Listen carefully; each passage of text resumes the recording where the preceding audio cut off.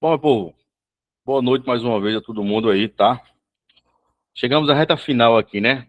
O concurso é domingo, já vai dando aquela ansiedade, friozinho na barriga, mas quem é concurseiro sabe que isso é normal, né? Na hora que abrir os portões, que a gente chegar na sala, que sentar, começa a desacelerar. Até lá vai ser esse friozinho na barriga, preocupado com o que vai acontecer. Então, assim, estou É, muito feliz. Oi, eu ainda estou com medo dessa data do concurso ser mudada ainda, da quinta para sexta. será? Vamos Porque torcer que não, né? teve algumas pessoas que fez a inscrição para agente ambiental, que era nível médio. Aí depois eles mudaram de nível médio para nível superior. Teve E o aquela pessoal, troca, né? né? E o pessoal, muitas pessoas já tinham feito a inscrição, já tinham pago, teve gente que tinha comprado até um curso para estudar a parte de ambiental. Uhum. Aí fez investimento, aí ficaram meio Com desgostoso e receio, né? disse que ia entrar na justiça por conta para impugnar o edital por conta aqui dessas coisas. Aí a pessoa de estourar aí uma bomba aí, uma É. remarcada. Meu amigo Beto, você que é o cara do direito, o que é que você diz aí? Acho meio difícil, Emerson. Acho difícil? Em cima da hora assim? É chegar um mandado de segurança aí? É meio Não, eu estou difícil. torcendo para que não seja mesmo. Pronto, então, eu assim, Beto que é do direito aí, tem mais conhecimento. Eu também acho muito difícil, viu, Tereza? Acho muito difícil porque se tivesse que chegar alguma coisa, já tinha chegado, né? Não é isso, Beto? Pelo tempo, Sim, sim, com já tinha chegado certeza. alguma notificação e o concurso já tinha soltado no site aí alguma retificação ou alguma nota. Em cima da hora assim, só se ele descobrir alguma fraude aí. Alguma fraude aí de última hora, mas caso contrário, acho que não. Certo? Caso contrário, acho que não. Boa noite, Catiele, tudo bem? Tua convidada, né, Beto? Sim, eu mandei lá no grupo lá. Beleza, show de bola. Sejam bem-vindos, todo mundo, tá? Então, pessoal, voltando aqui, como eu estava dizendo a vocês, reta final, particularmente, estou muito feliz com o desempenho de todo mundo aqui, tá? Da primeira aula até hoje, a galera evoluiu muito, não foi pouco, não, foi muito mesmo. Primeira aula, eu me lembro que estava todo mundo meio acanhado, sem conhecer o método de trabalho da gente, sem, assim, naquela situação, será como é que vai ser esse negócio pelo Meet, será que vai dar certo, será que não vai, mas graças a Deus deu certo, tá dando certo, tá? Até a Vera estava falando comigo hoje e alguns outros alunos falaram comigo, se a gente vai continuar o nosso grupo aqui de estudos, eu pretendo continuar, tá? E depois que passar esse concurso, quando for na segunda ou na terça, eu mando uma mensagem para vocês no grupo, explicando tudo certinho, porque tá muito corrido para mim. Eu já tenho aula na quarta-feira aí, com o nosso amigo Beto faz parte. E a aula da quarta-feira é de 10h30, Socorro também, Leninha, começa 10h30 da noite e vai até 12h30, quase 1 hora da manhã. Então, assim, estou numa maratona muito grande. E, como eu disse a vocês, eu preciso fazer 2 cursos aí, terminei 2. Preciso fazer mais 2, aperfeiçoamento lá na empresa, que a gente agora está atendendo o Banco Itaú. A semana passada eu passei a tarde todinha no Itaú, é muita coisa. E assim, então eu pretendo continuar com o grupo daqui para ajudar vocês de alguma forma. Mas assim, eu teria que pelo menos ser uma vez por semana, porque está muito corrido para mim, eu preciso finalizar esses meus cursos. Mas a gente combina direitinho, não tem estresse não. Na semana eu falo com vocês como é que seria, tá? Para mim foi um prazer muito grande estar com vocês aqui, essas aulas. Hoje, como eu estava dizendo aqui antes de a gente começar a gravar aqui no ao vivo, estava falando aqui para a Tereza, o pessoal aí, fiquei muito feliz porque nossa amiga Val, que está no grupo aqui, hoje foi empossada, né, Socorro? Hoje ela foi empossada lá, mandou uma foto com a melhor prefeita do Brasil, segundo ela. E aí, muito feliz, porque ela falou assim: Emerson, eu estou mandando essa foto para você porque você faz parte dessa história. Eu cheguei no cursinho lá, o Socorro me apresentou, cheguei meio acanhado, não sabia nem para onde é que ia, não sabia nem o que era o mouse direito. Mas você colaborou muito, assim como os outros professores. Então, pessoal, isso aí não tem dinheiro que pague para a gente. A gente que tenta passar um pouquinho no conhecimento da gente, não tem dinheiro que pague. Então, eu fiquei muito feliz por ela, uma pessoa batalhadora, como a gente estava falando aqui. Vocês que estão aqui no grupo, de antemão, já são vencedores, tá? Já são vencedores, porque não é fácil. Todo mundo aqui tem sua rotina, né? Chega em casa, principalmente as mulheres, chegam em casa, aí muitos ainda vão fazer janta, correr atrás, arrumar casa para estar aqui. E então, assim, de antemão, eu quero parabenizar todo mundo, tá? Pelo desempenho de vocês aí, pela garra mesmo. Se Deus quiser, domingo cheguem lá sem medo nenhum, porque o que vocês têm que estudar já estudaram, tá? Não vai ser em 48 horas, em 72 horas que vocês vão aprender. Então, como eu disse, é adivino que sábado ele foi reprovado no TAF lá, que Tereza até conhece ele. Cara, potencial, conhecimento, sabedoria, vocês têm. Então, assim, se vai passar é consequência.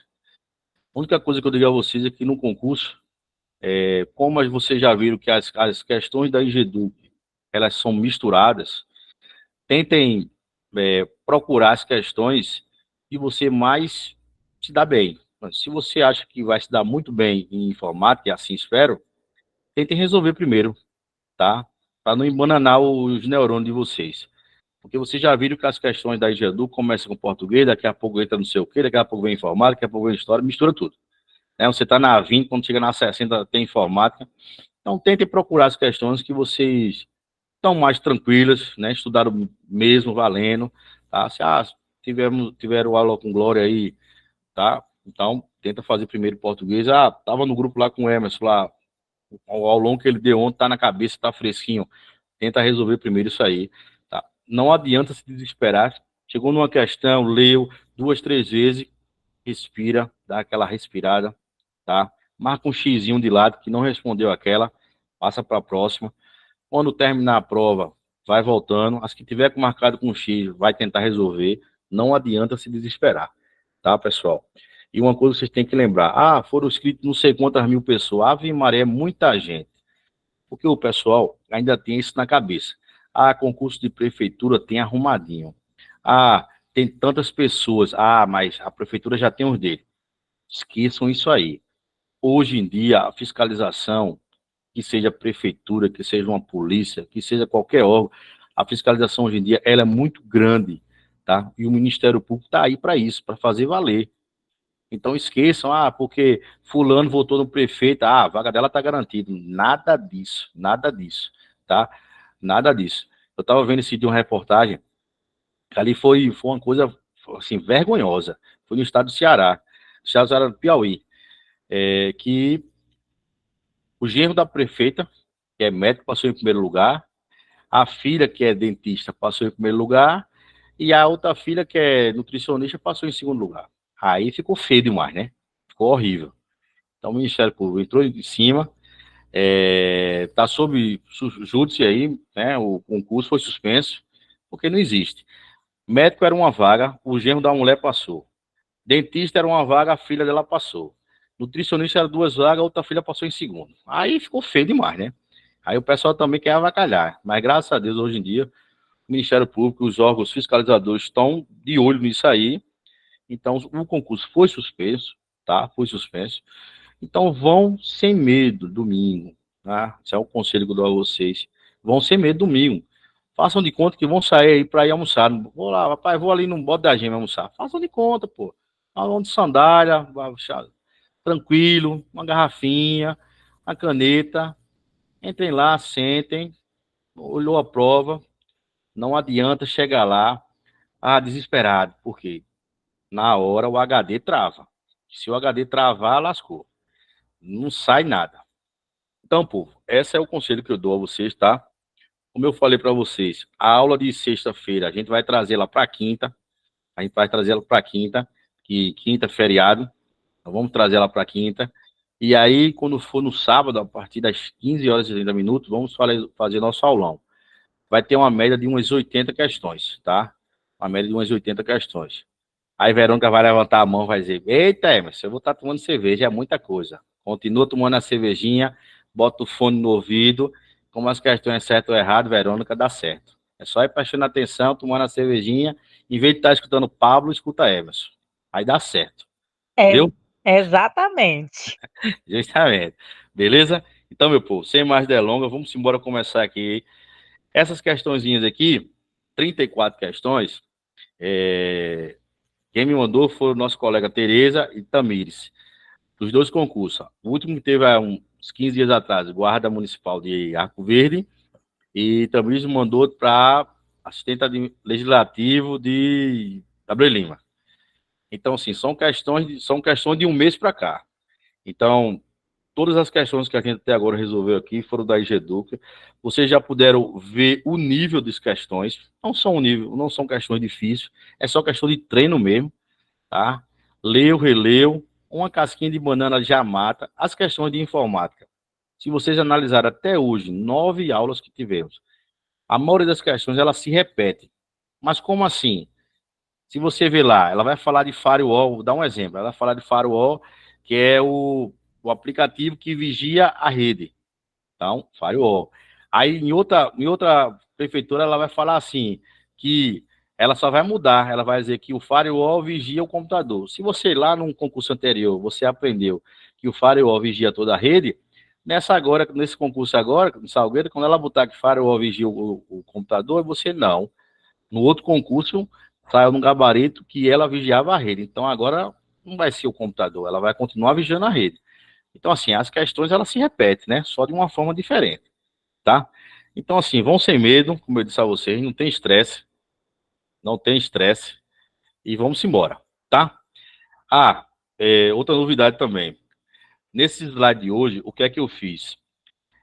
A cada mudança de slide, as questões, eu coloquei as fotos do que se refere às questões, que é para vocês filmarem, porque às vezes a fotografia faz com que a gente fixe melhor a pergunta. Então, eu resolvi colocar agora na reta final, para vocês terem noção de como funciona, tá? Porque na hora da prova, quando vocês lá, falou de Linux, é você fechar o olhinho e lembrar daquela imagem, aí que dá certo, aí vocês vão marcar correto lá. Então, ó, primeira questãozinha, ele fala o seguinte aqui, ó, que o Linux, ele é um sistema operacional de código aberto e gratuito. Ele é amplamente utilizado em servidores web, sistemas embarcados e dispositivos móveis, devido à sua flexibilidade e segurança.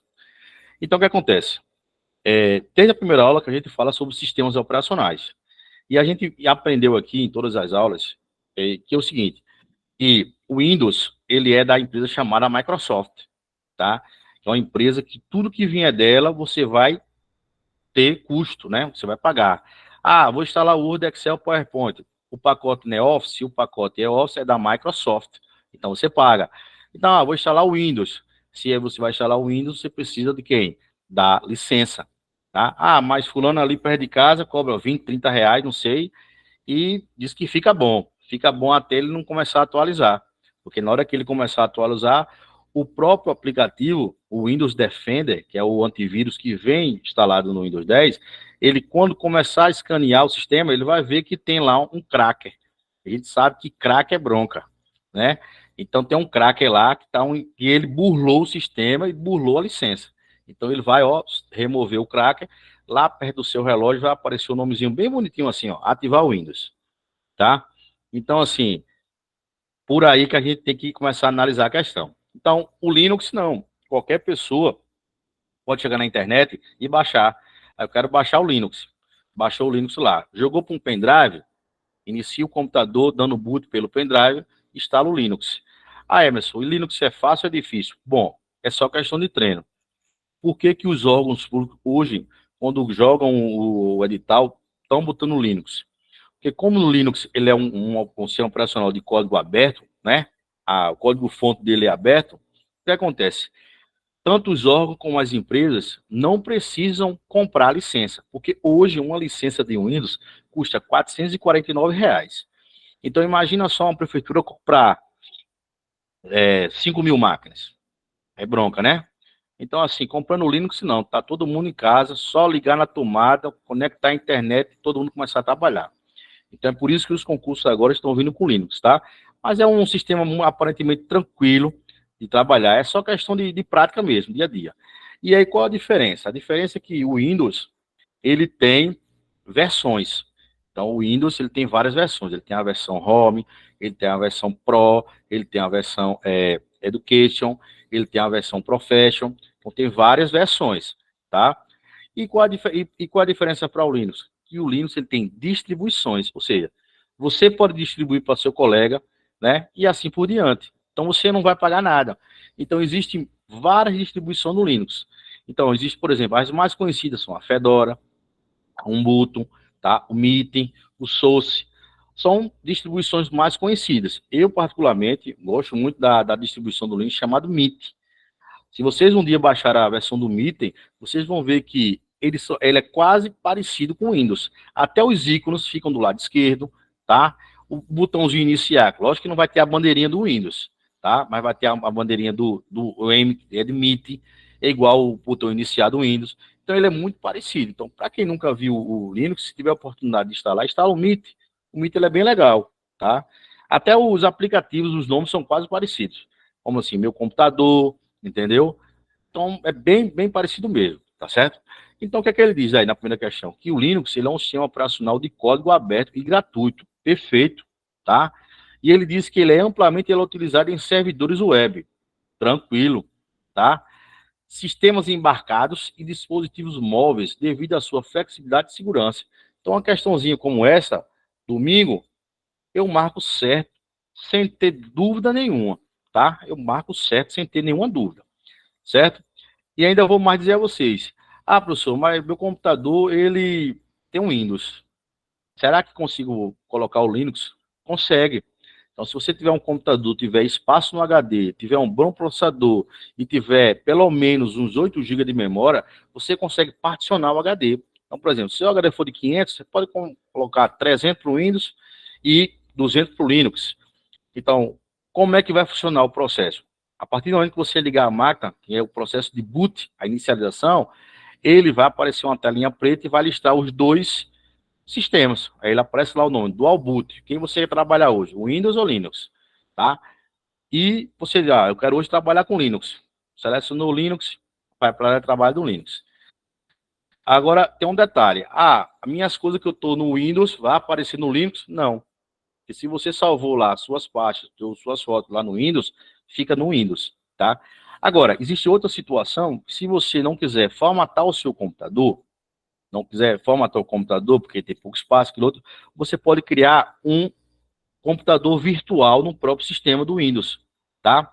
No próprio sistema do Windows. Você baixa um aplicativo, tá? Que é uma máquina virtual de Linux. E aí, quando você clica nele, aí ele abre no meio da sua tela, como se fosse uma área de trabalho de outro computador, mas é um computador virtual. E aí você trabalha com Linux nele. Então, tem vários aplicativos que você pode fazer assim, tá bom? Mas essa primeira questão aí, quando ele diz que o código é aberto, que ele é gratuito, e que ele é tanto instalado em servidores, dispositivo móvel, você marca aí certo, ok, pessoal? Todo mundo entendeu aí? Dê um cliquezinho no joinha aí, que eu vou entender e passar para a próxima. Beleza? Show de bola. Vamos para a próxima. Segunda questão. O que é que ele diz na segunda questão? O seguinte, que no uso do correio eletrônico, a pessoa para quem se envia uma mensagem precisa estar online, ao mesmo tempo que o remetente para que a mensagem seja recebida. Bom, essa questãozinha aí é uma questãozinha fácil, rápida de resolver, tá? A pergunta se referindo ao correio eletrônico. Mas vamos lá. Se você mandar uma mensagem para quem for no seu WhatsApp, Aqui é errado. se você mandar uma mensagem para quem for no seu WhatsApp, é obrigatório que aquela pessoa esteja online? Não, tá? Então, quando ele diz que no uso do correio eletrônico, a pessoa que se envia uma mensagem precisa estar online, não. Ninguém precisa estar online. É para isso que tem os servidores para receber as mensagens, tá? Então, é preciso estar online? Não, tá errado. Errado, tá? Então, assim, hoje em dia, se você comprar qualquer objeto pela internet, quando o entregador, quando a transportadora vai entregar, não é preciso você estar em casa, quanto mais uma mensagem. É isso? Então, se chegar uma pessoa na sua casa fazer uma entrega, o que ele vai fazer? Não está em casa não, ele vai bater no vizinho, né? Vai bater no vizinho. Então, mas de alguma forma ele vai entregar o objeto. Então, a mesma coisa funciona para as mensagens. Não precisa o destinatário estar online, tá? Não precisa de destinatário estar online. Agora, o que é preciso num correio eletrônico? Você precisa, obrigatoriamente, você ter quem? Ter o destinatário. E remetente para destinatário. Isso sim é obrigatório, tá? Não, você simplesmente não vai botar só um anexo, vai botar o assunto e não ter destinatário. Você precisa de um destinatário para a mensagem sair. E isso sim é obrigatório, tá certo? Mas colocar assunto, colocar com cópia oculta, isso aí não é obrigatório. O único campo obrigatório é o de destinatário, ou para alguém. Beleza? Tranquilo? Vamos para a próxima, tá? Então, ó, como eu falei para vocês aí, aqui tá as distribuições do Linux, certo? Então, ó, o Mandriva, o SUSE, o Ubuntu, o Kubuntu, tá? O Gentoo, aqui, ó, o CentOS, o Debian, o Fedora, o Linux.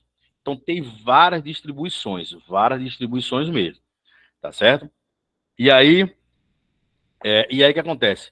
Aqui, como ele fala aqui na mensagem de correio eletrônico. Então, ó, com cópia oculta e o assunto, tá? Então, o único campo obrigatório aqui vai ser simplesmente o para, certo? Mas se a pessoa vai estar online ou não, isso aí não é obrigatório. Fala, Maria José. Não tá aparecendo pra mim, não, a imagem. Oi? Não tá aparecendo pra mim, não, a imagem. Não tá aparecendo para você a imagem? Tá, não, já apareceu, aí sumiu novamente. Eu acho que deve ser problema na tua internet aí. Todo mundo tá vendo a imagem? Tá todo mundo vendo? De boa? Aqui tá. Sim. Aqui Tu também sai- tá. Tu Também sai, Maria José. estou. Você sai e clica de novo no link que eu aceito aqui. Aí você faz o teste, tá bom? Tá certo. Beleza. Entendeu, pessoal? Então, aqui, as distribuições, né? As distribuições. E aqui, o correio eletrônico. Tá certo? Então, para vocês fixarem aí. Ok? Se porventura lá, domingo, eles colocaram assim, a versão, ó, vê a pegadinha que a banca pode fazer.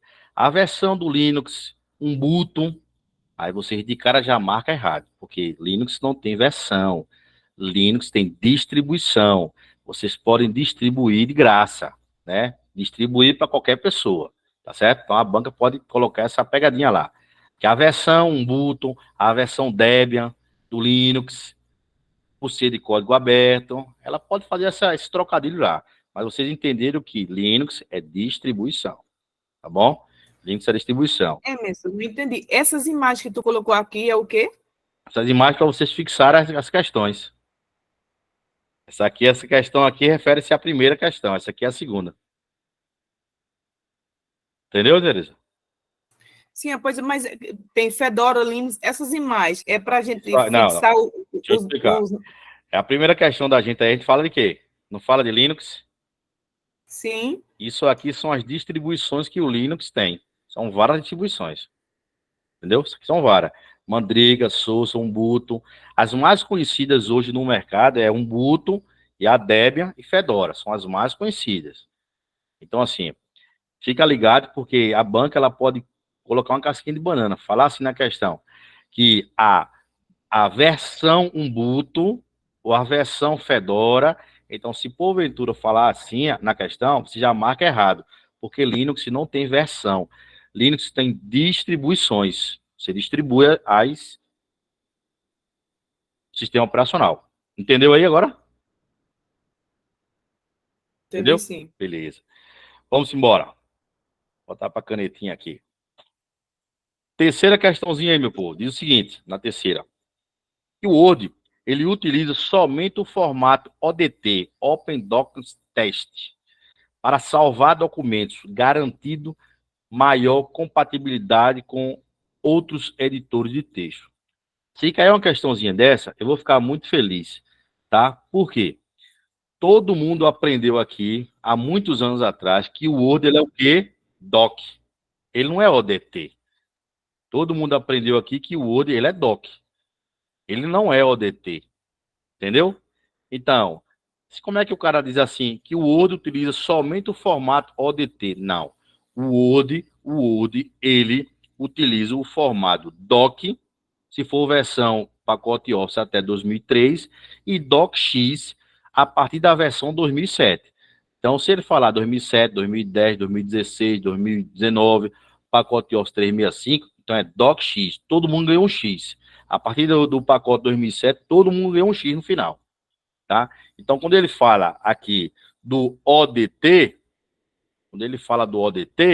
tá? Ele está se referindo ao pacote LibreOffice, tá? LibreOffice, ok? E não do pacote Office, que é onde pertence o Word. LibreOffice, tá? Então, ODT vem do pacote chamado Write. Write. Certo? Então, ó, o pacote Office funciona assim: Word, Excel, PowerPoint, tá? Então, ó, no pacote LibreOffice funciona assim: Write, Cálculo e Impress. Então, ó, Word, Write. Um pago, outro livre. Excel, Cálculo. Um pago, outro livre, tá? PowerPoint, Impress. Um pago e outro livre. Então, é assim que eles funcionam, um espelhando o outro, tá certo? Então, a questãozinha aí fala do formato ODT. Então, o formato ODT, ele se refere ao Write e não a Word. Então, ó, questãozinha errada aí. Tranquilo? Quarta questão diz o seguinte, que o Windows, ele é mais seguro que o Linux. O Linux, contra ataques de vírus e malwares desenvolvido ao seu amplo suporte de hardware e facilidade de uso. Meu povo, deixa eu explicar um negócio a você. Hoje em dia, com um avanço da tecnologia, não existe mais esse negócio. Fulano é mais seguro do que cicrano, tá? Todo mundo hoje em dia está no mesmo patamar. Todo mundo hoje em dia está vulnerável a qualquer ataque. Vulnerável a qualquer ataque. Então, esse negócio de dizer assim, meu telefone é um iPhone. Meu telefone é um iPhone. Eu trabalho com Mac OS, com sistema OS, com sistema Mac, né? Tá aí, pô. Eu só tenho um iPhone porque é mais seguro do que o Android. Acaba com isso. Não existe esse negócio. Hoje em dia, todo mundo está vulnerável.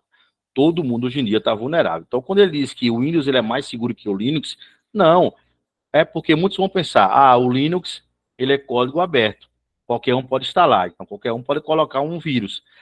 O Windows, eu pago a licença. Então, ninguém pode invadir. Isso aí é balela, tá? Pelo amor de Deus. Tanto o Windows como o Linux, como o sistema da macOS, qualquer um deles vão estar sempre vulneráveis se você não tiver um bom antivírus, se você não tiver um bom firewall, se você mensalmente, semanalmente, não esteja atualizando sua máquina, tá? Então, isso aí vai muito de usuário, tá certo? Não de sistema. E você vê que, hoje em dia, os grandes órgãos, como o Supremo Tribunal Federal, né, como o governo, de modo geral, são atacados. Imagina um sistema Windows ou Linux, né? Então, os hackers, para eles, quanto mais dificuldades para eles, o desafio é maior. Então, para eles é uma vitória. Essa semana saiu uma sentença aí que aquela deputada Zambelli, com aquele hack que ela contratou, o juiz aceitou a denúncia, né? Vão virar réus.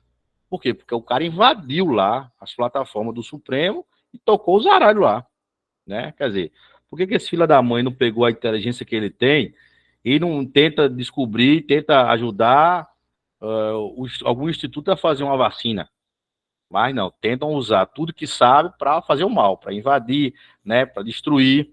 Então, quando o cara diz que o Windows ele é mais seguro do que o Linux, aí você coloca errado também. Beleza? A quinta questão diz o seguinte: é correto você afirmar que fazer backup em nuvem é simplesmente transferir arquivos da empresa para a plataforma de compartilhamento com o Google Drive, sem a necessidade de procedimentos adicionais de segurança? Então, assim, o que ele quer dizer é o seguinte, que hoje em dia, o meio mais seguro de você fazer um backup é colocando em outro lugar. E a gente já viu isso aqui na aula, né? Vimos isso aqui na aula, que só existe um backup quando ele é colocado em outro local. Tá na minha área de trabalho, eu vou colocar nos meus documentos. Isso não é backup, porque estão no mesmo HD, tá? Então, isso não é considerado backup. Quando ele diz ali que é correto afirmar que fazer backup em nuvem é simplesmente transferir arquivo da empresa, não. Simplesmente eu não vou pegar aqui, aqui está os arquivos da empresa de Beto, eu vou jogar no Google Drive e isso é fazer um backup. Não, né? Por quê? Porque Beto precisa, como ele disse, precisa ter os procedimentos adicionais de segurança. Quais seriam os procedimentos? os computadores da empresa dele precisam estar todos com antivírus, todos com firewall ativo, tá? Não é simplesmente pegar aquilo ali e dizer assim, ó, toma aí mais nuvem, toma aí e te vira, guarda para mim, guarda, não é simplesmente fazer isso. Por quê? Porque se o seu arquivo estiver infectado, tá? Você não tiver nenhuma segurança na máquina e estiver infectado, quando você jogar para as nuvens, qualquer outro arquivo que você posteriormente for jogar, vai infectar. Então, você precisa ter os procedimentos adicionais, né? Sua máquina precisa estar totalmente limpa, né? Precisa fazer um escaneamento, tirar as coisas que são desnecessárias. Aí sim, é para isso que o setor de TI das grandes empresas estão sempre ligados 24 horas. Então, quando ele diz que é correto afirmar que backup é simplesmente, como ele disse aqui, simplesmente transferir. Eita, agora pulou demais, travou aqui. Voltar. Aqui. É simplesmente transferir? Não. Né? Existe toda a preparação antes. Fala, Verônica. Falou, Vera? Foi sem querer, Emerson. Tô achando que você tá tomando uma cervejinha, viu? Começou hoje. Não, hoje eu não tô, não. Né, Eu tô sincera, hoje eu não tô tomando, não, mas sábado eu vou tomar, se Deus quiser. Ela já bateu 5 vezes aí, né? Não, mas ela não tá tomando hoje, não, que ela tá no meio das tribos. Ah, é. Ela tá lá em Carnaúbeira, né? É. Ah, pois é. Mas Então só tá bom. pode tomar quando ela voltar para as terras dela, que é o Mães. Aí tá certo. Então, meu povo, tranquilo até agora, 5 questões, deu para entender, anotar tudo certinho, né? Show de bola. Então, ó, os 3 mnemônicos, as 3 imagens referentes às 3 questões. Estamos aí. Ó, extensões, tá? Word, Doc, mas se for a partir do pacote 2007, DocX. Excel, XLS, PowerPoint, PPT. Então, a partir do pacote 2007, ficou DocX, XLSX, PPTX.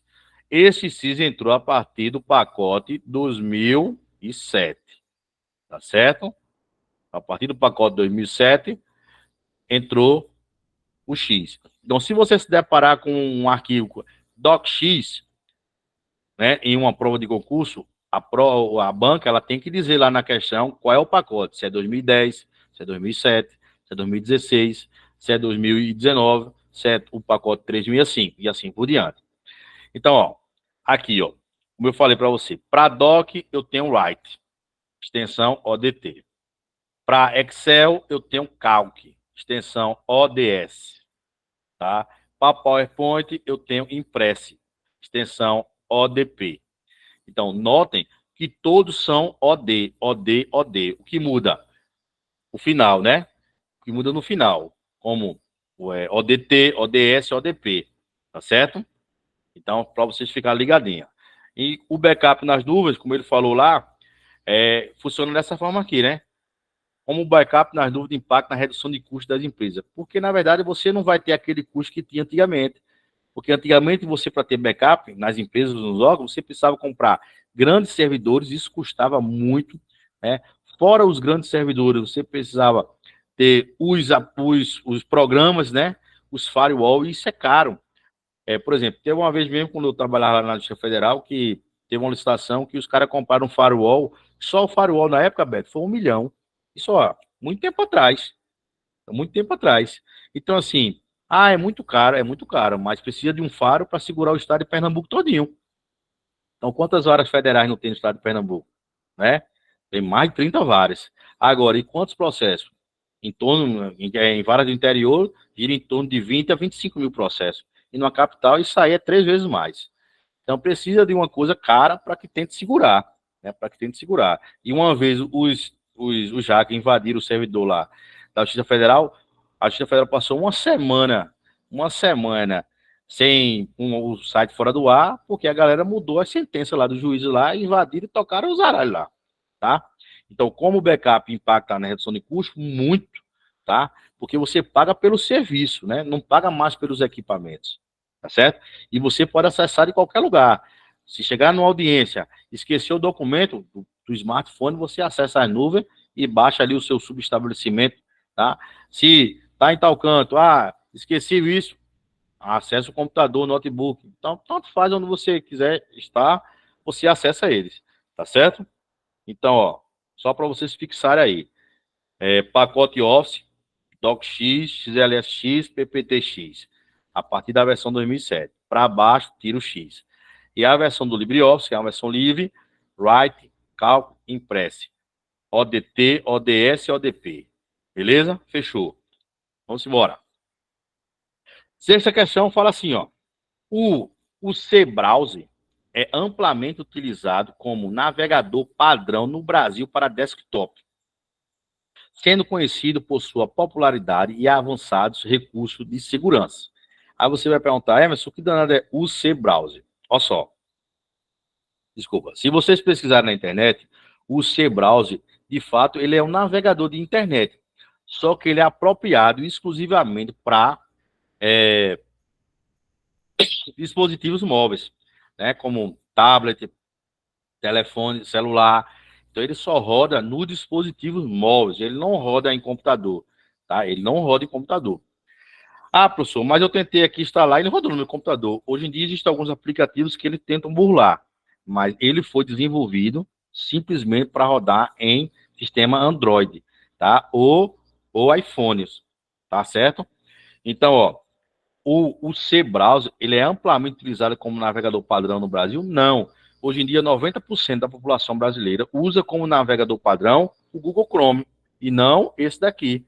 Então, ó, hoje a população usa como padrão o Google Chrome, tá? O Google Chrome.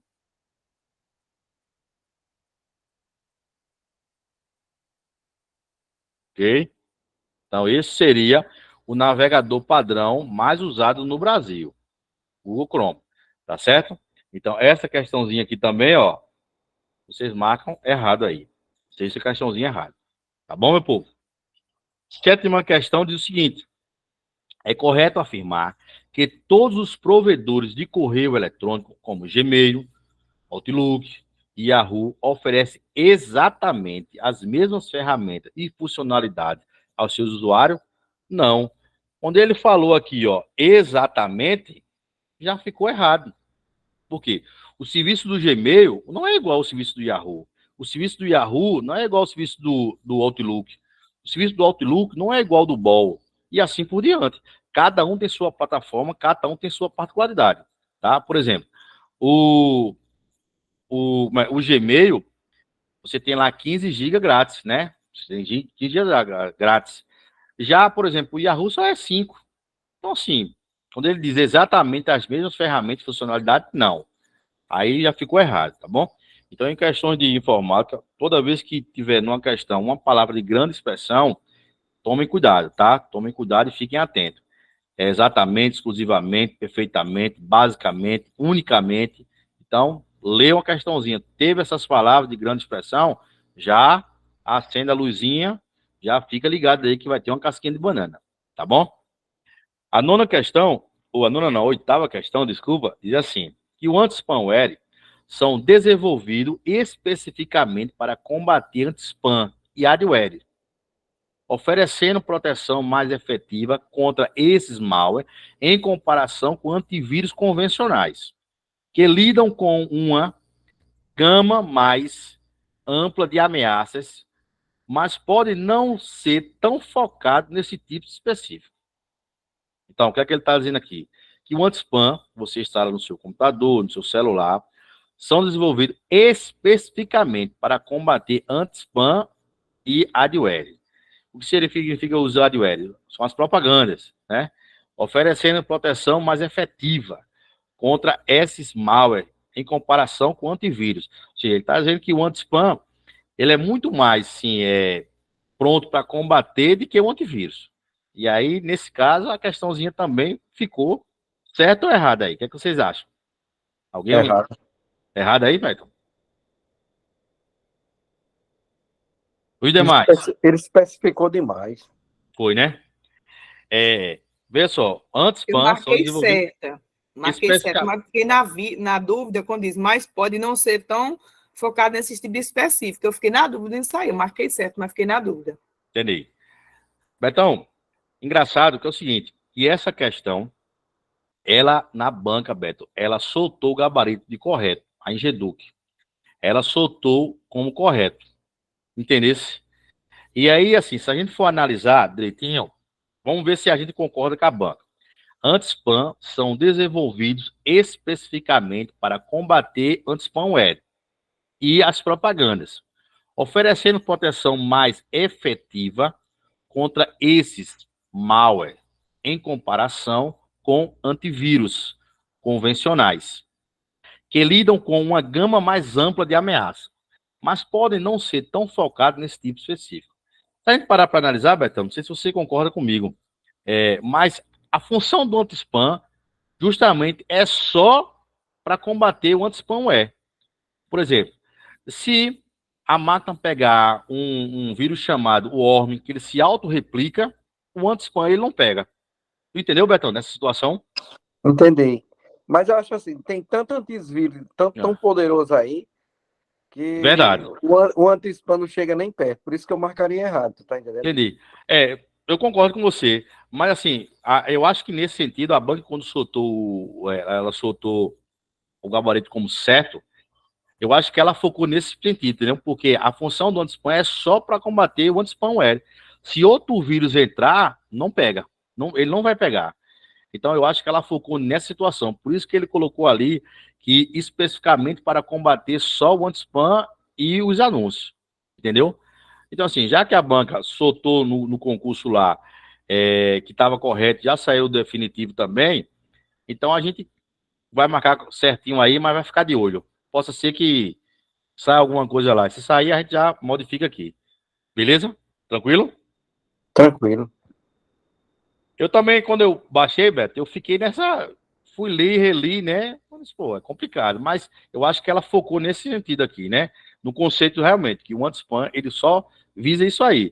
Qualquer outro, por exemplo, se ele baixar, se entrar um vírus chamado Keylog, que é tudo que você digita no teclado, o anti-spam ele não consegue pegar, porque a função dele é só para isso aí.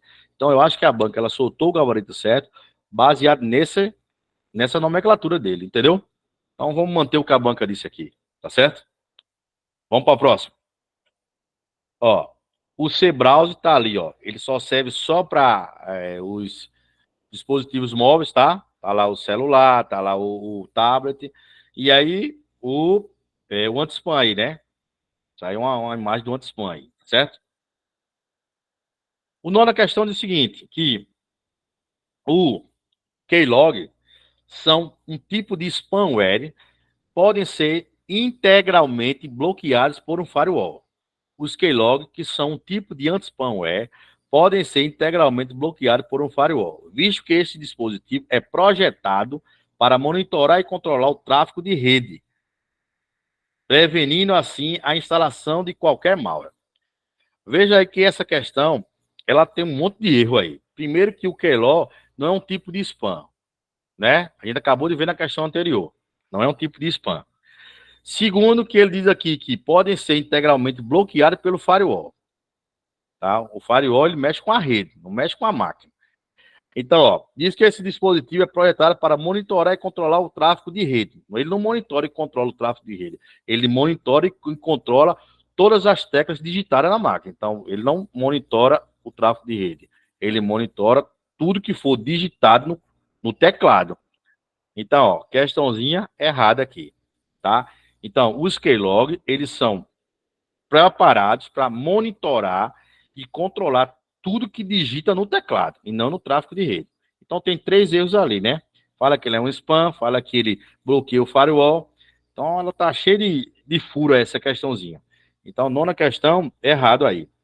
Certo? A 10ª questão fala assim, atualizar regulamento do sistema operacional e os aplicativos é uma prática recomendada para fortalecer a segurança dos computadores contra vírus e outros tipos de malware. Perfeito, perfeito. É aquele exemplo que eu dei lá atrás, quando eu disse que colocar os documentos da empresa de Beto nas nuvens não é simplesmente colocar nas nuvens, tem que ter uma preparação na empresa, né?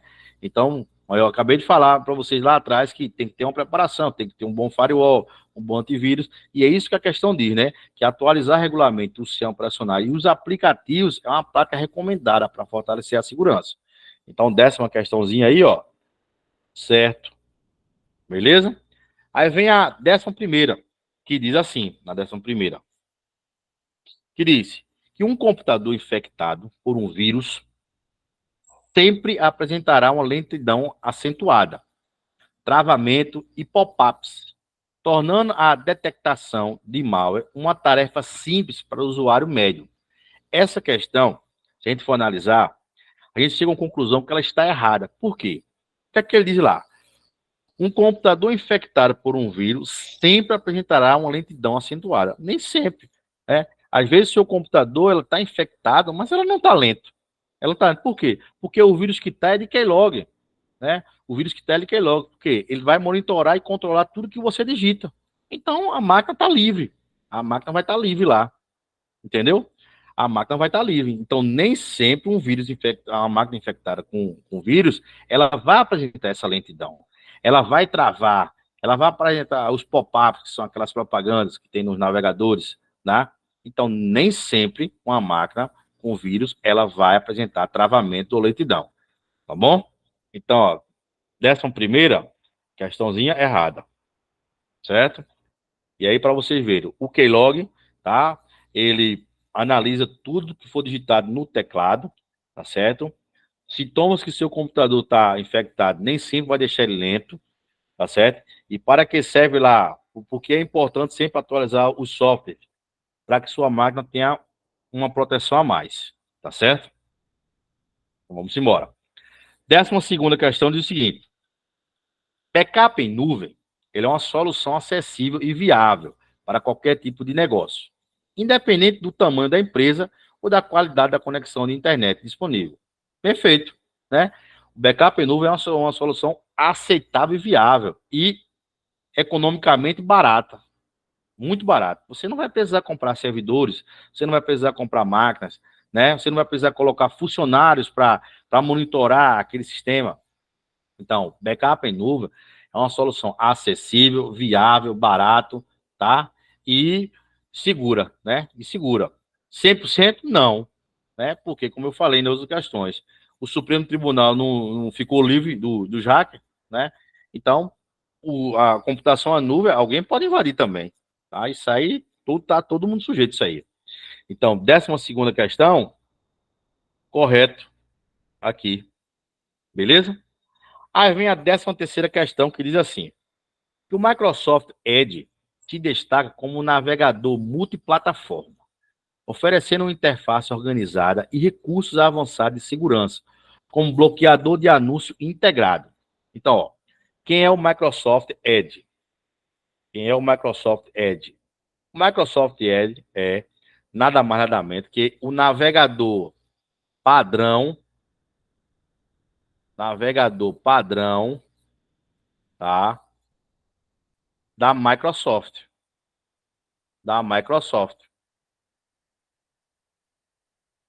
Certo?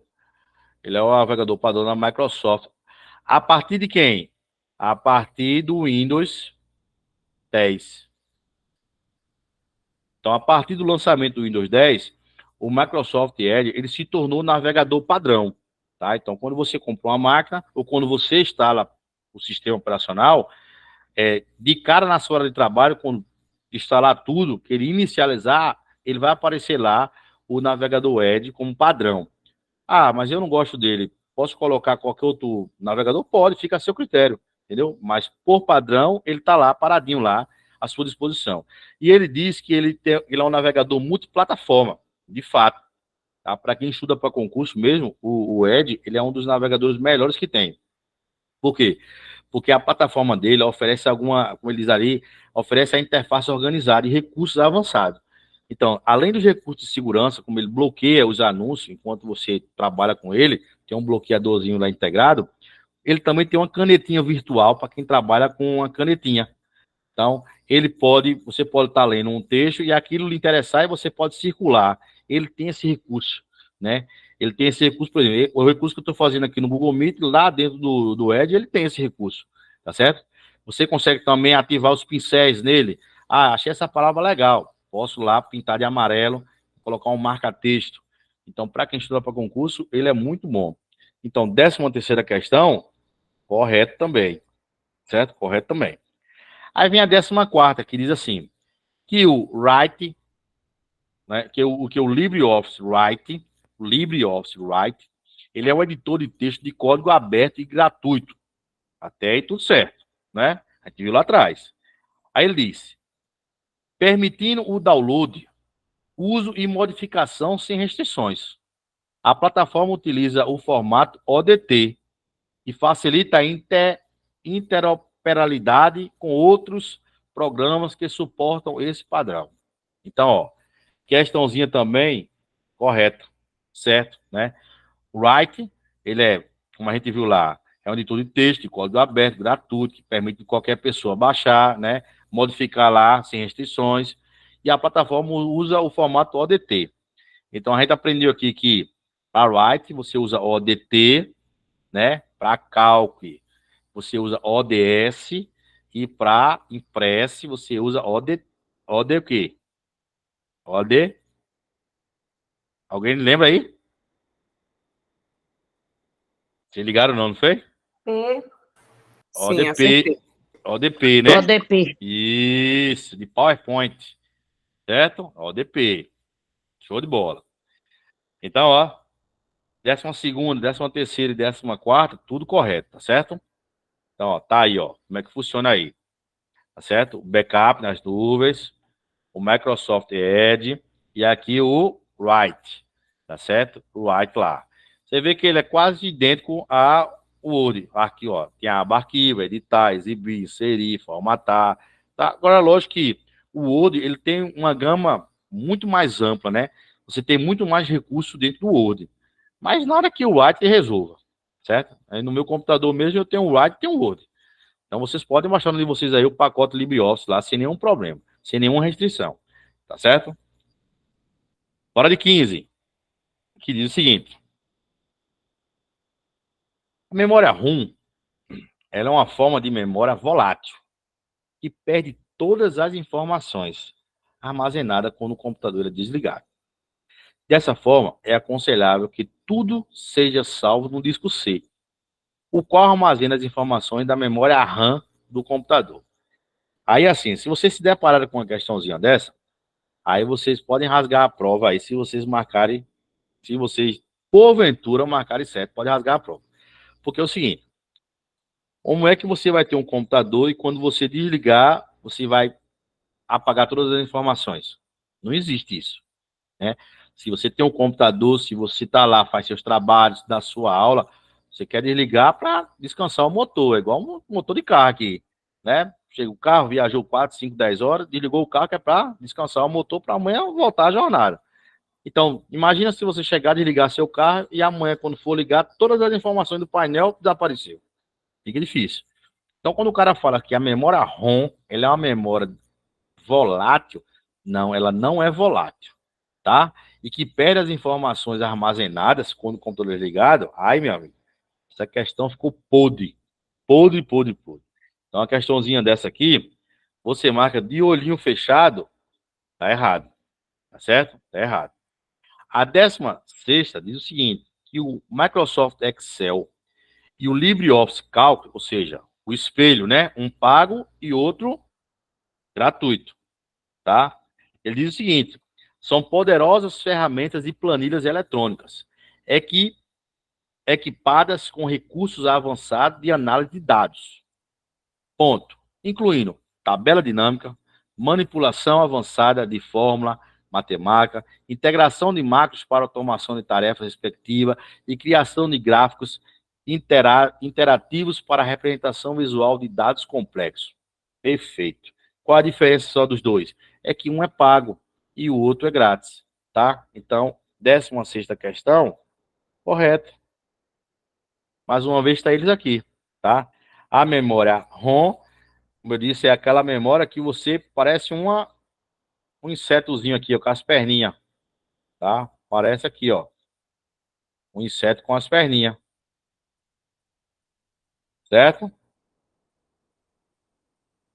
Tá ela aqui. E a memória RAM, tá ele aqui, ó. É por isso que o nome chama-se pente de memória, porque olha pro formato dele, você vê que aqui tem, aqui, ó, as cavidades que parecem um dente, por isso que chama-se pente de memória, porque você lembra, faz lembrar um pente, pintar o cabelo, né? Uns dentinhos. Por isso que ele chama pente de memória, tá? E aqui a diferença do Excel pro cálculo, né? Então, ó, o Excel XLSX, tá? E se for no ODS, tá certo? ODS. Então, ambos aplicativos para, como ele fala, para planilha, para gráfico, né? E assim por diante. Beleza, meu povo? Bora aí de 17, que diz o seguinte: uma das peças importantes do computador é o gabinete, que é responsável por armazenar os dados e programas utilizados pelo sistema operacional durante o funcionamento do computador. Então, vamos lá. Uma das peças importantes do computador para você seria o gabinete. E ele... Gabinete só é aquela parte de fora. Isso, Betão. Isso aí. Show de bola. Fica aí porque eu tô no celular, vou buscar a esposa na faculdade. Beleza. Fica aí ligado. Não cai não aí. Segura o link aí. Então, ó, como o Beto disse, gabinete, tá? Como todo mundo sabe, é aquela torrezinha que o povo tema ainda em chamar de CPU. O povo fala, vou levar a minha CPU para o cara consertar aqui, que tá ruim. Tá lenta demais minha CPU. Então esqueçam, CPU, vocês aprenderam na primeira aula aqui, que CPU é a unidade central de processamento, ou seja, CPU é o seu processador. E gabinete é toda aquela torrezinha, tá? Que dentro está acoplado a placa-mãe e os drivers. Então, quando ele diz aqui que uma das peças mais importantes do computador é o gabinete, errado. Aí ele diz que ele é responsável por armazenar os dados e programas utilizados pelo sistema. É errado também. Quem é responsável por armazenar os dados e programas utilizados pelo sistema é o HD, tá? É o HD, tá? E não o gabinete. Então, o HD é que é responsável por armazenar os dados e os programas, tá? Então, ó, questãozinha errada. Oi.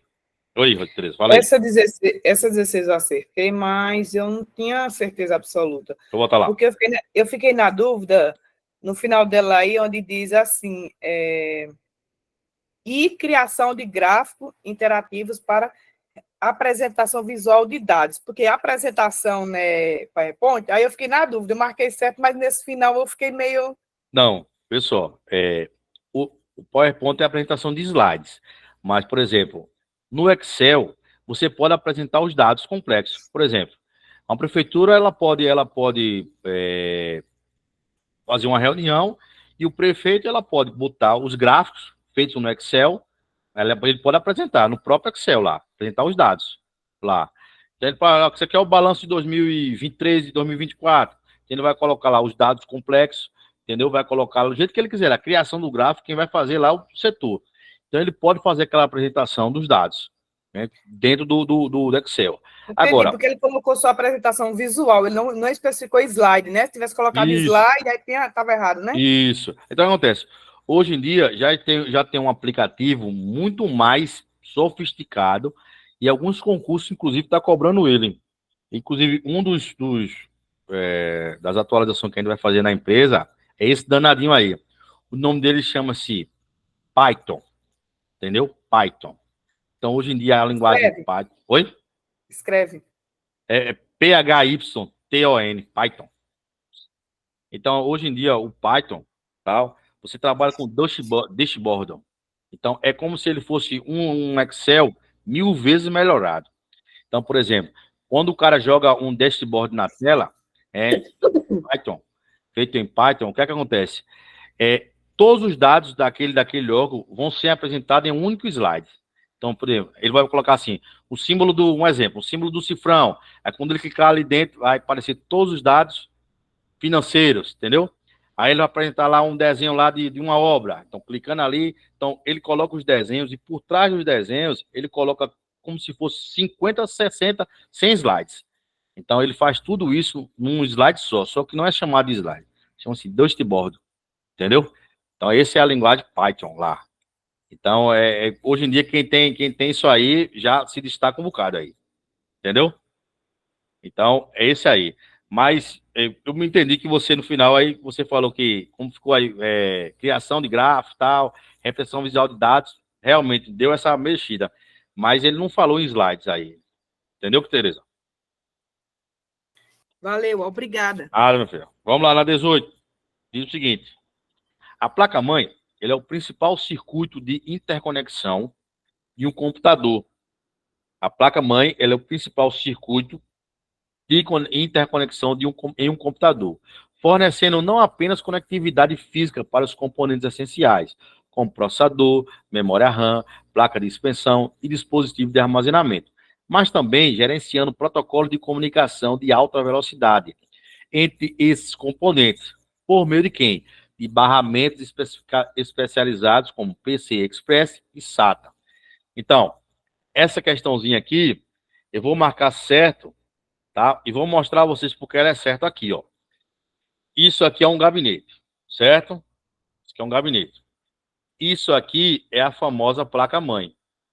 Então, ó, aqui coloca-se o processador e esses pinos é que vai fazer a leitura dele, tá? Então, aqui se coloca as memórias, nesses slots, como ele fala na questão. Aqui se coloca os cabos SATA. Cadê ele? Aqui, cabo SATA, aqui, tá? Então, quando ele diz aqui, ó, que a placa-mãe é o principal circuito de interconexão em um computador, fornecendo não apenas conectividade física para os componentes essenciais, como processador, memória, placa de expensão, dispositivo, mas também gerenciando os protocolos de comunicação de alta velocidade. Ele diz que os barramentos especializados em PCI Express e SATA estão todos aqui, ó. Aqui você conecta quem? Aqui a rede, que é aquele cabo de rede azul, tá? Aqui está o SATA. Aqui são os barramentos de PCI Express. Deixa eu ver se essa tem. Deixa eu ver. Aqui. Pô, quase que eu não acho ele. Aqui, ó. PCI Express. Para que serve esse PCI Express? Para quem trabalha, quem gosta de jogar online. São aquelas placas de vídeo de alta potência. Senão o jogo trava, tá? Então a placa-mãe é o principal elo de interligação. Então, questãozinha aí, 18, como ele marquei ali, correto, tá certo? 19, diz assim, que a memória RAM, ela é uma forma de memória volátil, tá? E diz o seguinte, de acesso aleatório utilizada pelo computador para armazenar quem? Temporariamente, dados e instruções durante a execução de programas, sendo essencial para o desempenho multitarefa e a resposta ágil do sistema às demandas do usuário. Então lá, quando ele diz que a memória RAM, você viu lá atrás naquele slide, que RAM é o quê? É aquele pentezinho de memória, certo? Que é o pentezinho de memória. E ele diz que ele é uma memória de forma volátil, de acesso aleatório, utilizada pelo computador para armazenar temporariamente. Então, como seria esse armazenamento temporário? Simplesmente eu vou dar um exemplo para você de um copiar e colar. Se eu chegar aqui agora e der um copiar, tá?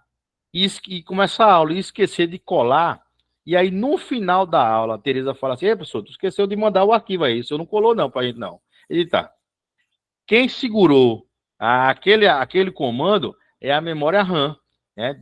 Por quê? Porque ela é volátil. Agora, se eu desligar a máquina, aquele comando de copiar, ele zera. Por isso que ele diz aí, ó, que é uma memória de forma volátil de acesso aleatório, utilizada pelo computador para armazenar temporariamente os dados e as instruções, ou seja, os comandos. Então, se eu dou um Ctrl+C e Tereza está me aguardando um Ctrl+V, o colar, então quem segura aquele dado, aquele comando temporariamente é a memória RAM. Mas se eu desligar a máquina ou se eu reiniciar a máquina, aquele comando, ele zera, tá? Diferente da memória ROM. Como ele diz lá, que quando desliga a máquina, apaga tudo. Então, a 19ª questão, ela ficou certinho aí. Beleza? Essa é a diferença. A 20ª questão diz assim, que um sistema operacional com Windows 10 é uma categoria de software básico responsável por fornecer uma interface entre o hardware do computador e o usuário, tá? Gerenciando recursos de hardware e permitindo a execução de aplicativos. Então, vamos lá, vamos analisar. O sistema operacional como o Windows 10, tudo bem, é uma categoria de software básico. Perfeito, verdadeiro, verdadeiro. Por quê? Para começar uma casa, você precisa de quê? De um alicerce, de uma base. Todo mundo diz assim, estou fazendo a base ainda para começar a casa. Então, por que o Windows 10 é chamado de software básico? Porque se não tiver o sistema operacional instalado, como é que você vai navegar na internet? Como é que você vai entrar no seu Word, no seu Excel, no seu PowerPoint? Como é que você vai visualizar o Instagram do povo? Então, tem que ter um software básico, que seria quê? O sistema operacional. É igual a televisão. Ligou a televisão. Se não tiver o sistema instalado do Android, vai aparecer o quê? Só a logomarca lá. CCE, LG, Samsung. Mas a novela que você está esperando, o jornal, vai aparecer? Não, porque não tem sistema operacional. Entendeu? Então, quando ele diz que um sistema operacional com o Windows 10, ele é um software básico. Responsável por quê? Por fornecer uma interface entre quem? O HD, que é o hardware, e o usuário, né?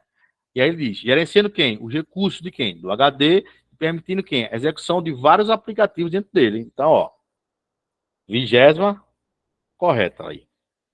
Tranquilo aí? Diz aí o que é interface. Interface é o que tu olha na tela. Interface gráfica. Você não consegue entender?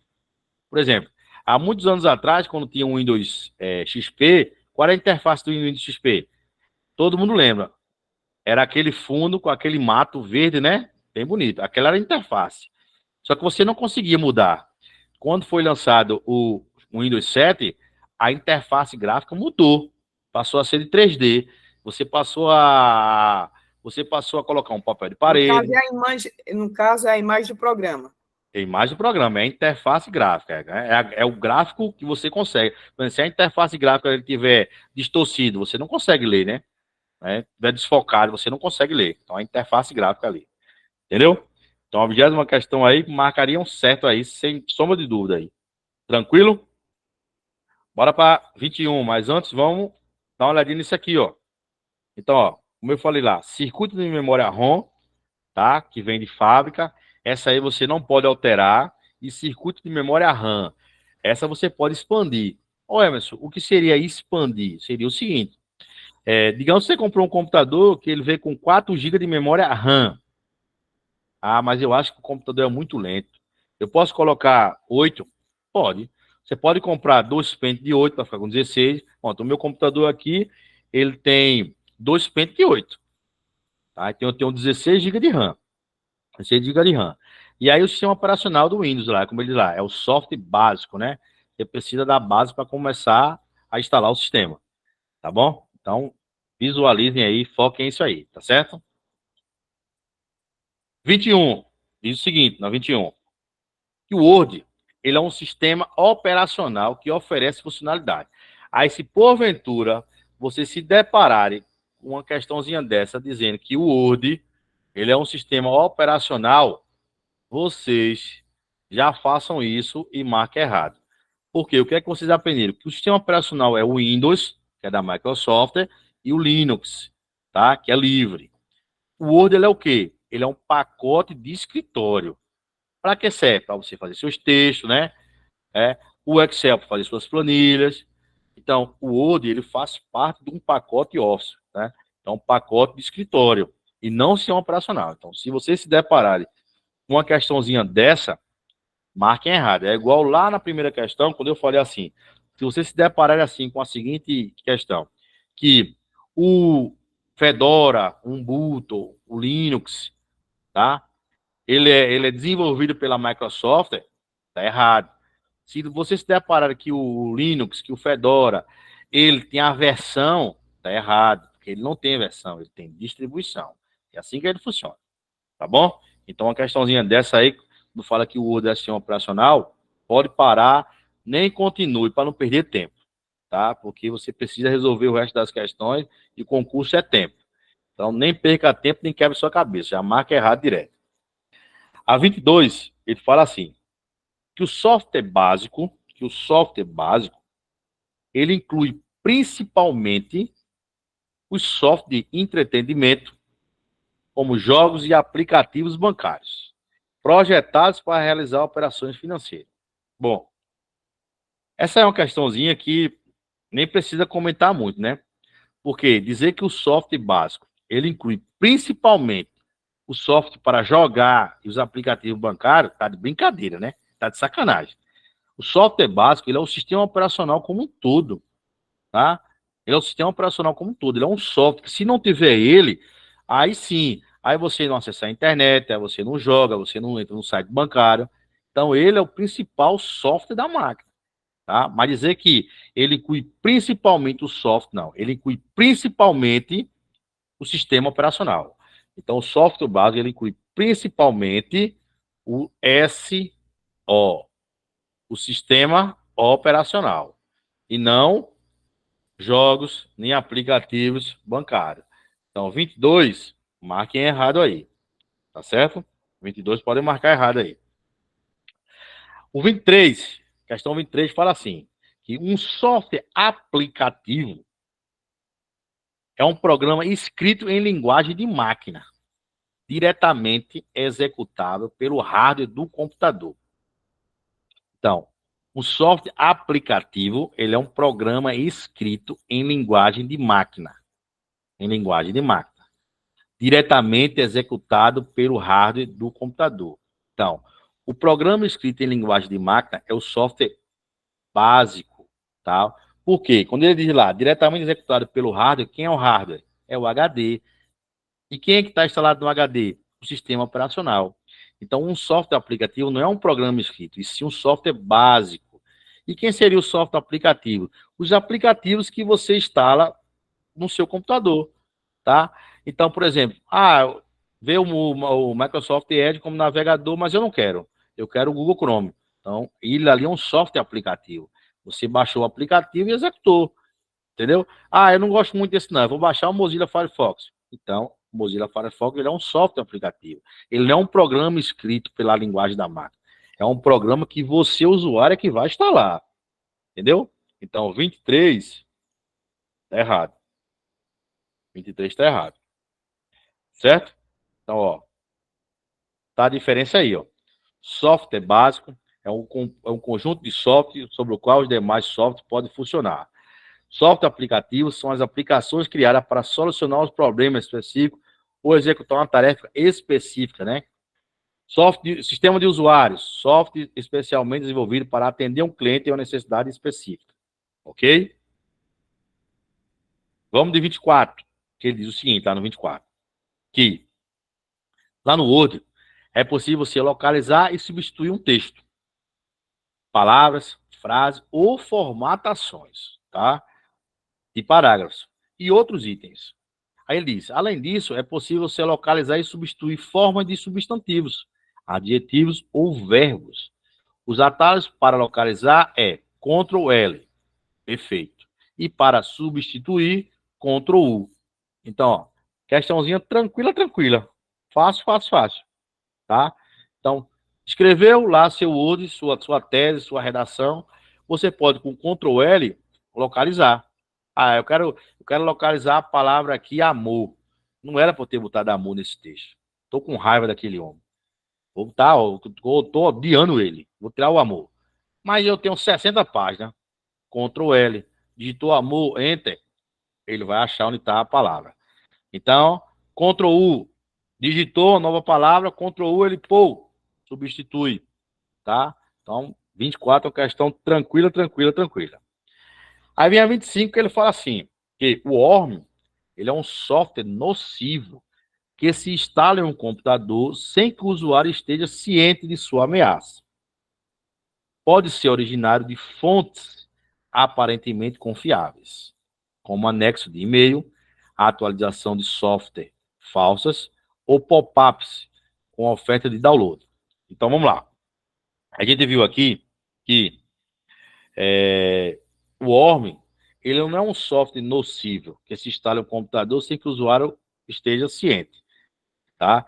Ao contrário, ele se auto-replica, né? E aí ele erra também quando ele diz lá que pode ser originado de quê? De fontes aparentemente confiáveis. E ele diz que como anexo de e-mail, e a gente viu aqui nas aulas, que um vírus, quando ele vem através de um anexo de e-mail, ele é o quê? Ele é um phishing, não é isso? Ele é um phishing. Ele vem lá, pelo e-mail lá, se você clicar, um abraço, né? Aí ele diz que vem as atualizações de quem? De páginas falsas, né? Então, nada disso se refere ao Worm. O Worm, ele é o vírus que ele se auto-replica. Ele não vem através de anexo de e-mail, nem de atualização de páginas falsas. Ok? Então, o 25 está errado. Tá ele aqui, tá? Aqui. O Word, para você localizar e substituir, ele abre essa caixinha de diálogo aqui, e o Worm, que ele se auto-replica aqui, tá? Automaticamente. Tá certo? Tranquilo até agora aí, meu povo? Tudo certo aí? Leninha, Maria. Sim. Tá vendo agora, Maria? Deu certo agora? Dona Andresa, que não é Andresa, é Dona Lena. Deu certo, era a internet. Era a internet, né? Ainda bem, Era, graças tive a que Deus. ligar Por os favor. dados. Deu sim, Enes, tá dando. Entendeu? Dona Cris, Vânia, tem aqui Manda os aí, digita aí, daqui a pouco eu olho. Repeta aí essa 25, por favor. 25. Vou voltar. A 25 não é essa aqui? O Worm. Ele se auto-replica.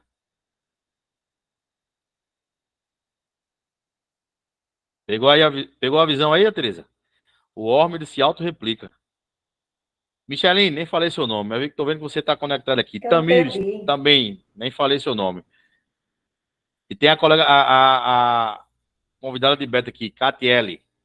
Tudo certo aí? Vocês estão entendendo? Micheline, tudo certinho? Tamires, também, tudo certo? Beleza, show de bola. Entendeu agora aí, Teresa? O homem se auto-replica. Valeu, cara. O erro é só porque ele não colocou isso na questão, é? O erro é que ele está dizendo que ele vem através de e-mails, né? E de páginas falsas. E não é. O homem, ele não vem através de e-mail nem de páginas falsas. Ele se auto-replica na máquina. Ele pega os arquivos e se auto-replica. Sozinho. O vírus que vem através de e-mails é o phishing. Entendeu? É o phishing. Tá bom? Ok. Vamos embora, vamos embora. Vou estar animado aqui. 26, é o seguinte. A 26. Que o armazenamento em nuvem, o famoso Cloud Storage, utiliza servidores remotos, tá? Servidores remotos para armazenar os dados, como arquivos, informações empresariais, vídeos ou imagens. E os usuários fazem upload, né? Upload dos dados para os servidores. Então, quem seria os uploads? É tudo que você pegar, tá? E mandar para as nuvens. E se você retira das nuvens, você faz o quê? Download. Se você manda para as nuvens, você faz upload. Se eu trago das nuvens, download. Se eu mando, upload. Tranquilo? Então ele diz lá, os usuários fazem upload dos dados, né? Ou seja, fazem o upload da sua empresa para os servidores por meio de uma conexão de internet. Perfeito. Que estão salvos em uma máquina virtual, hospedada em um servidor físico. Perfeito. Quem seria a máquina virtual? Quando você fala assim, Google Drive, o Drive é uma máquina virtual, tá? Que está fisicamente lá na Google. Agora, como ele diz lá, é uma máquina virtual hospedada em um servidor físico. Beleza. A única coisa que você não sabe, e até hoje ninguém nunca soube, é onde estão esses servidores físicos. Então, assim, se eu dizer assim a você, ó, quando você copia e cola para o seu Google Drive, o Google Drive está em Salgueiro. Eu estarei mentindo. Porque até hoje a Google, nem qualquer empresa, né, de navegação da nuvem, nunca falou para o usuário onde está o servidor físico. Né? O que se sabe é que na hora que você precisa, ele está ali pronto em tempo real. Isso é verdade. Então, se vocês clicarem agora aí no Google Drive, vocês vão, em tempo real, baixar uma foto, baixar um arquivo, tá? Em tempo real. Mas você não sabe onde é que está esse servidor. Você não sabe onde está esse servidor. Na verdade, esses servidores físicos, eles ficam, segundo, assim, alguns relatos, ficam em outros países, né? Questão de segurança mesmo. Mas eles nunca foram divulgados fisicamente onde eles se encontram. Tá certo? É os chamados data center. Eles ficam nos data center aí, que o pessoal até hoje nunca divulgou. Beleza? Então, 26, vocês marquem aí correto. 26, vocês marquem correto aí. Tá? Aí vem a 27. Ele diz assim, ó. São elementos de gráficos do Excel. O eixo horizontal, que é uma categoria. O eixo vertical, que é os valores do gráfico. O título de gráfico.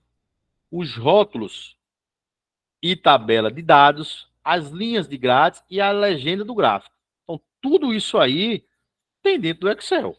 Então, ó. Tudo isso aí tem dentro do Excel. Tá aqui, ó. Vou mostrar para vocês aqui. Tá, aí diz aqui, ó. Na hora que montar o gráfico, tá todo mundo ali, ó. Os eixos, os títulos de eixo, título de gráfico, os rótulos de dados, tabela de dados, tá? O eixo horizontal principal, o vertical, tá tudo ali. Então, ó, note que aqui, ó, tá o desenho do gráfico, tá? E aqui tá tudo que você vai trabalhar, do jeito que você quiser, tá? E a computação em nuvem, né? O cloud storage, tá aqui, ó, tá? Tá aqui também para vocês verem como é que funciona aqui. Vocês fazem o upload, mandam para as nuvens e a nuvem salva para vocês as imagens, os contatos, os arquivos, documentos, as músicas, os vídeos e assim por diante. Tá bom, meu povo? 28. Diz o seguinte, na 28. Vou fazer uma pergunta a vocês. Tá todo mundo anotando aí, né? Tudo certinho, né? Até agora tudo tranquilo, né? Se tiver alguma dúvida, para, volta, a gente, como Tereza. Tereza, para, anota, volta, e a gente vai anotando. A ideia aqui é quando a gente encerrar a live aqui, todo mundo ficar sabido. Entendeu? Para domingo a gente gravar e ter essa prova. Só não eu que perguntando. Não, mas você vai anotando aí também. Mas às vezes, Tereza, eu gosto quando tu pergunta, quando o Verônica pergunta, Verônica até saiu, ó. Verônica até saiu. Por quê? Porque às vezes tem alguma outra aqui, tá com vergonha de perguntar. Aí às vezes a dúvida da pessoa é o que tu perguntou. A pessoa anota ali, pega o embalo, entendeu? Aí é legal. Mas vai perguntando aí, não tem estresse não, corretão. Pode perguntar. Beleza? Então, ó, 28. Diz o seguinte. As aspas, ó as aspas chegando aí, são utilizadas para enfatizar palavras ou expressões, como em caso de ironia ou termos estrangeiros, e não tem outra função em um texto. Bom, a gente já falou sobre isso aqui, sobre a questão das aspas, né? E quando a gente bota as aspas, né, uma palavra em evidência, entre aspas, significa que ela tem que ter um destaque, né? E aí disse ali que ela não tem outra função no texto. Serve só para ironizar ou termos estrangeiros. Não, negativo aí. Né? Principalmente quando a gente coloca, não é não, dona Cris? Quando a gente coloca as aspas no Excel. Aí no Excel é que ela tem uma funcionalidade mesmo, né? Por isso é que eu botei errado. Pois é. Principalmente no Excel. Quando a gente coloca ela nas aspas, a gente já sabe que é certeiro ali. É isso? Beleza? Então, ó, vamos embora. Vamos de 29. A 29 é o seguinte. Que uma webcam, geralmente, ela é conectada diretamente a um computador. Ou seja, é um tipo de câmera de vídeo, tá? E trata-se de um dispositivo de hardware, de entrada, pois captura a imagem de vídeo. Essa daí, a Ingeduc trouxe para vocês e disse assim, essa eu vou dar, né? Porque isso aqui que está acontecendo, só está sendo através da webcam, né? Vocês estão me vendo, como eu estou vendo vocês. E isso não é um hardware de saída, porque não está saindo imagem. Ao contrário, está entrando na minha imagem. Está entrando na minha imagem, na câmera. Tá? Então, isso é um hardware de entrada e não de saída. E ali ele diz, né? É um hardware, um dispositivo de entrada, responsável por capturar, tá? A imagem e o vídeo. Então, essa daí a Ingeduc deu. Essa aí foi uma mãe, ela deu mesmo. Vamos na 30. A 30 ela diz assim, que a confidencialidade é um dos pilares da segurança da informação. Que nos diz que as informações ficam ficam nos sistemas para ser usadas, considerando que existem pessoas autorizadas para isso. Ó, na segurança da informação, temos 4 pilares, que muitos chamam de SIDA e outros chamam de DICA. Tá aqui. Confidencialidade, integridade, disponibilidade e autenticidade. Então, ó, C-I-D-I-A. Então, você tem, ó, SIDA, certo? Você tem SIDA. Deixa eu apagar esse.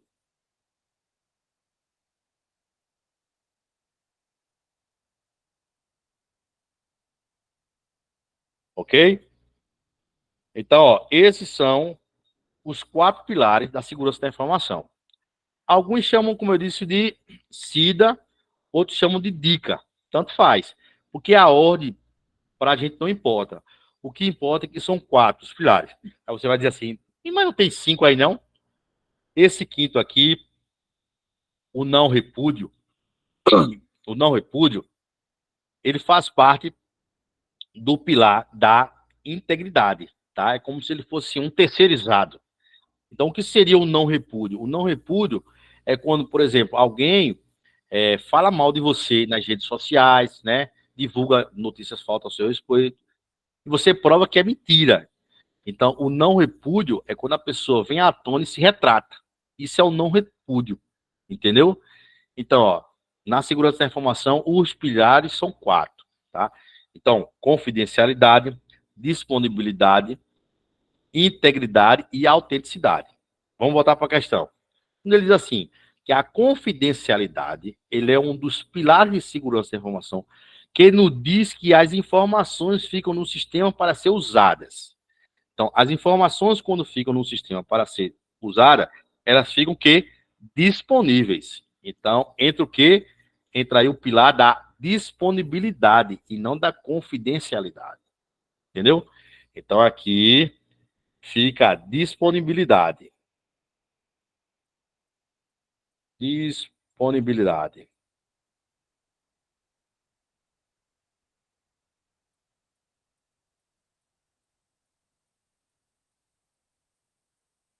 Ok? Então, a questão 30, errado. Tá aqui. Confidencialidade, integridade, disponibilidade e autenticidade. Eu vou dar um exemplo de disponibilidade. Digamos que você amanhã precisa ir na Caixa Econômica, né? Porque você precisa de quê? Precisa das informações que debitaram alguma coisa na sua conta. Então, quando você chegar lá, tem que estar disponível essa informação para você. O banco, ele não pode negar essa informação a você. Você é o titular da conta e eles têm por obrigação de lhe passar essas informações. Então, tem que estar disponível 24 horas. Então, por exemplo, que horas são? Vão dar 10 horas.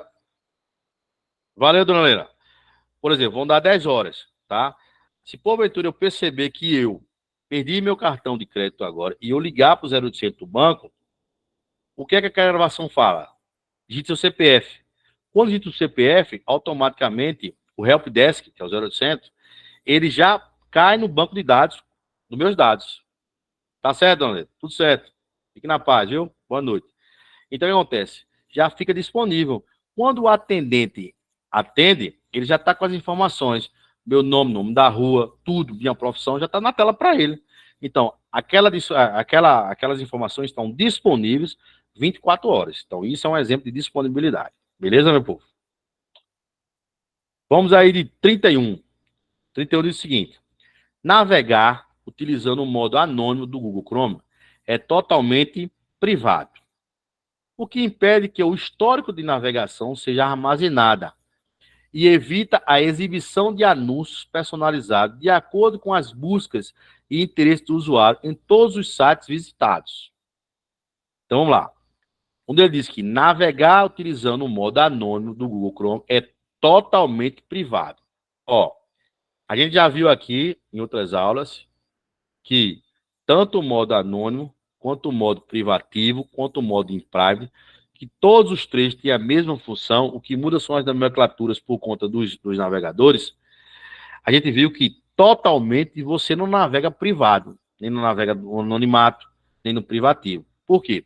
Porque o servidor a qual você acessa, qualquer site, sabe que você acessou naquele dia. Sabe que você acessou naquele dia. Por exemplo, quem domingo assistiu aí o Fantástico, se deparou com a entrevista de quase 16 minutos do tal do Rony Less, que foi um dos autores por matar Marielle Franco, né? E aí, vocês viram alguns trechos do Fantástico que acharam, né? O outro cara lá, o tal do comparsa dele lá, o Macalé, acharam no computador do Macalé que ele navegava no anonimato, mas ele botava lá, procurava os passos da vereadora, né? E ele pesquisou armas. Pesquisou armas. Então, para qualquer outra pessoa que sentasse naquele computador, não ia ver nada. Mas para os servidores que ele acessou, como loja de arma, né? Facebook, Instagram, os servidores sabem que a pessoa navegou naquele dia, aquele IP. Então, quando ele diz que navegar no modo anônimo, você fica totalmente privado? Não. Totalmente privado, não. Tá bom? Então, a questão 31 tá errado. Tranquilo? Deu para entender essa questãozinha aí? É meio complexa, mas é só de interpretação. Deu para entender, né? De boa. Show de bola. Vamos para 32. Que diz assim. A 32. Sendo uma exclusividade do Windows 11, a Cortana ele é um assistente virtual que não está presente na configuração do Windows 10. Vamos lá, meu povo. O que é que ele diz aí? Sendo uma exclusividade do Windows 11, a Cortana. A gente sabe que a Cortana não é exclusividade do Windows 11. O que a gente sabe é que quando a Microsoft lançou o Windows 10 em 2015, a Cortana foi o seu assistente virtual padrão, que já vem de fábrica, né? Isso a gente sabe. E aí ele inverteu aí. O que a gente sabe é que hoje, com o Windows 11, o que é que a Microsoft fez? Está descontinuando o serviço da Cortana. E está... Quem já tem um Windows 11 aí no computador, sabe o que eu estou falando. Você tinha o Windows Cortana, mas com a atualização do Windows 11, você mudou de Cortana para Copiloto. Copiloto. Por quê? A Microsoft, ela não pode simplesmente deixar de funcionar o Cortana. Isso ela não pode. Aos pouquinhos, ela vai descontinuando o serviço, né? Ela vai deixando de atualizar. Então, tem máquinas que na hora que eu fui desligar, tinha lá, sem atualizações. Quando atualizou, iniciou, você percebeu que embaixo não tinha mais o Cortana. Sim, quando você para o mouse em cima, ele tem o nome lá, Copiloto. E o que seria esse copiloto? O copiloto seria, de fato, o assistente virtual da Microsoft agora. E qual a diferença dele para a Cortana? Porque o Cortana, quando foi desenvolvido, ele não tinha os serviços, não tinha na arquitetura dele a inteligência artificial. E aí o copiloto já teve o lançamento, ele está em teste ainda, está aos pouquinhos. Diz aí os blogs que a partir do segundo semestre vão ser poucos que vão ter o Cortana, né? Na atualização, a Microsoft vai removendo devagarzinho e vai deixando o copiloto. Então, o copiloto hoje em dia é o concorrente direto do chat GPT, que é a inteligência artificial. Tá certo? Então, ó, 32, vocês marquem errado também. E aí tá a diferença aí, tá? A navegação, ela é anônima, tá? Como a gente viu aqui, certo? Tranquilo aí. E aí, ó, o Cortana e o copiloto. Tá certo? Essa é a diferença. Tranquilo? Copiloto porque usa a inteligência artificial. Cortana não tem essa estrutura aí. Não foi desenvolvido para inteligência artificial. Beleza? E aí vem o 33, que diz o seguinte. Que aquele botãozinho ali, ele é localizado na barra de ferramentas do Windows 10. Tá? Permite que se visualize tudo que foi acessado durante 30 dias na linha do tempo.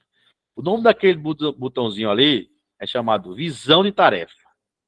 Se você clicar nele lá, tá? Ele vai aparecer. Você pode criar quantas áreas de trabalho você desejar. E do lado direito, ele vai aparecer uma barra vertical. E se você clicar em cima no pontinho e arrastar ela até embaixo, ela vai mostrar 30 dias o que você acessou, tá? Então, essa questãozinha 33, vocês marquem aí correto, tá certo? 33 marca correto. A 34 diz o seguinte, que o Google Chrome, tá? Através do Sync, é possível sincronizar as extensões entre dispositivos. Negativo. A tecnologia Sync, como ele mostra aqui, não é do Google Chrome, e sim, ó, do Firefox, tá? Foi uma ferramenta criada dentro do navegador Firefox, que pertence à Mozilla Foundation, que é uma organização de desenvolvedores de softwares, né? Livre, tá? Então, a Mozilla Foundation, ela é uma das criadoras do Mozilla Firefox. Então, o Sync faz parte dessa criação desse navegador, e não do Google Chrome, tá certo? E não do Google Chrome. Então, ó, 34 é errado, beleza? E aí, deixei essa frasinha para vocês refletirem aí. O não, você já tem. Só lhe resta buscar o sim, né? E tenho certeza que o sim vocês vão buscar domingo aí, nesse concurso aí, Salgueiro. Se não for dessa vez, não achar o sim, mas vai ter os próximos, e o negócio é não desistir. Tá certo? Betânia tá por aí? Muito bom. Certo? Dona Cris, Oi, Emerson. Tereza tá por aí? Beleza. Emerson. Oi. Com tuas palavras, tu não queria definir a segurança da informação, esses pilares que tu colocou, não? Confidencialidade, integridade, disponibilidade, autenticidade. Só fazer um resumozinho de cada um, assim, explicar só um pouquinho. Tá, deixa eu botar aqui. Tá. Confidencialidade, em outras palavras, tá? O que significava confidencialidade? Vamos supor, hoje em dia você não consegue acessar, por exemplo, como é feito e onde são arquivados os dados de uma carteira do Detran, por exemplo, né? Então, suas informações são guardadas em sigilo lá, são confianças, né? Tudo confiável lá, né? A integridade, né? É preservar a integridade quando você, assim, por exemplo, você vai no site da Justiça Federal mesmo e baixa lá um nada consta, tá? Baixa um nada consta lá. Então, ali tem a integridade daquele documento, né? Onde você apresentar, ele tem fé de ofício, né? Aí vem a disponibilidade, que é o que eu falei do banco. Aí vem a autenticidade, que justamente também vou pegar carona na integridade do documento, tá? Que a autenticidade é, por exemplo, essa assinatura criptografada, que na outra aula a gente falou sobre até o token. Então, por exemplo, quando você pega ali a carteira do Detran, você vira, tá lá a assinatura do presidente, do diretor do Detran, né? Então, aquilo ali é autêntico, você não se discute. Você não pode assim, rapaz, eu tô desconfiando dessa assinatura aqui. Não, por quê? Onde é feita as carteiras, né? Onde é tudo a confiabilidade lá, existe a autenticidade. Então, o diretor do Detran, ele não precisa sair de onde ele esteja para dizer assim, ó, Teresa, essa assinatura é minha. Essa assinatura é minha. Não. Ali você pode confiar que aquela autenticidade é levada em qualquer estado. Entendeu? Então, em outras palavras, os 4 pilares seriam mais ou menos por aí. Beleza? Então, meu povo, obrigado aí, mais uma vez. Tamir, obrigado pelas questões, viu? Maria José, obrigado. Betão, valeu, tu é fera. Dona Cris também. Micheline, Valeu, obrigado chegou aí. no meio da aula, mas chegou dessa vez, né? Passa. Tchau, boa noite para todos. Então, ó, ficamos aí ligados que quinta-feira. Boa noite, obrigada. Quinta-feira, viu, Tereza? Quinta-feira teremos a aula, que dá 6 a gente joga para quinta. Fechou? Valeu. Também, se tiver mais, vai mandando aí, viu, Tereza? Se tiver mais. Quinta-feira é mesmo horário, né? Se tiver questões aí, vai mandando, que eu vou montando aqui nossa bateria, beleza? Show de bola. Valeu, Tamir. Valeu, valeu, Maria Zé. Betão, valeu. Show de bola. Valeu, boa noite. Obrigado. Valeu, irmão.